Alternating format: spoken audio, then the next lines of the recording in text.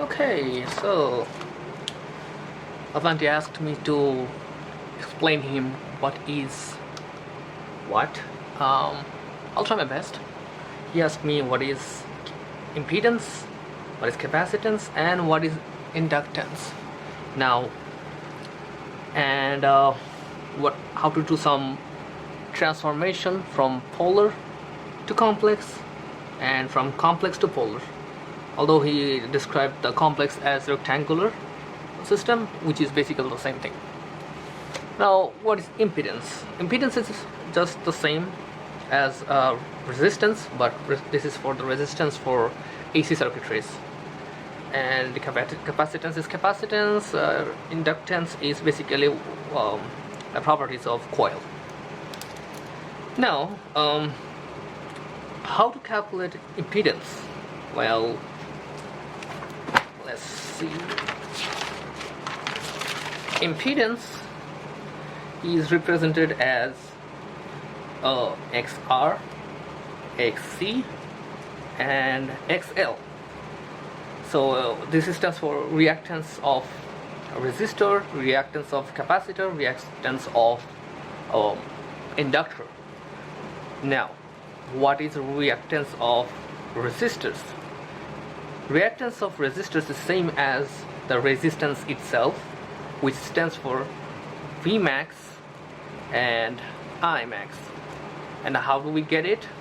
We see the equation V equals to Vm sine omega t plus theta, and I equals Imax sine omega t plus theta. So from this place, this I and this V comes from. Self-explanatory. Now the question comes, what is Xc? Xc is 1 over omega c. What is omega?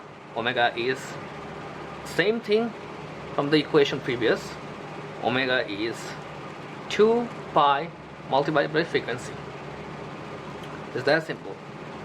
Now question comes, what is capacitance? Now the question capacitance is slightly out of the range of this class, but I'm still gonna write it down for your curiosity, which is so capacitance has its own constant, it depending on the material, which is epsilon naught, and A and D.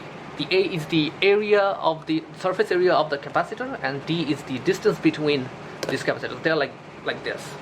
Like if my hand, my palm is the area, then the distance between my two hands is the D. Okay? So that's how you get the capacitance. But I don't think professor is gonna ever ask us about that specific part. So there goes your reactance for the capacitor. And in a complex domain, the reactance is represented as negative J whatever number, like A, B, or C. So there's a fun way to remember this is capacitor cuts. So like capacitor cuts. Cutting is like like a single strike thing, like this.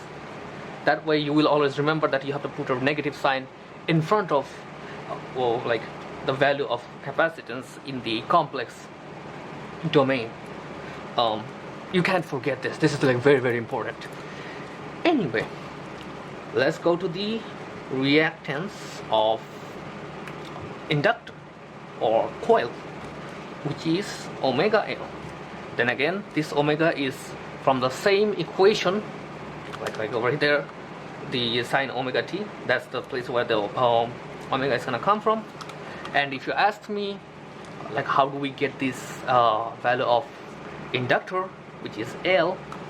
Again, this is a bit out of the realm of our what's called our class, but I'm still gonna write it down because I know it and I'm gonna flex it. So which is negative E over di dt. E is the electromagnetic EMF, electromagnetic force, over this and multiplied with changing current over time. So minus 1 multiplied with electromagnetic force EMF multiplied with changing current over time. That is gonna give you the inductance. Not inductance. Inductance. My bad. That's that. And how is it presented in the complex domain? Simple. J, B. B is like any number, any variable. Okay. Same goes over here. It's like any variable. And yeah, it's and B is not very. Inductance is always positive. So this is a very good way to remember, like, hey, is this number represents a capacitor or inductor? Okay, so if you see an equation that ends with a complex number with a negative value on it, you can say with confidence that this is a capacitor we have over there.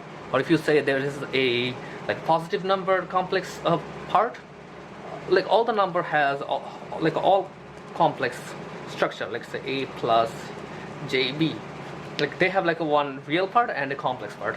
So if you say that complex part has like a positive in front of it, you know for a fact that this is a inductor, this squeaky coil thing. And if you see like a negative, you know there's a capacitor. And if you see like no let's say what is called, there's like no complex part present, like I multiplied with 0, sorry, J multiplied with 0, then you know that there is neither capacitor nor inductor present on the circuit. In that circuit, the only source of resistance is a resistor, R or XR in this case. So that is basically the impedance and like how you find the capacitance and inductivity. So yeah,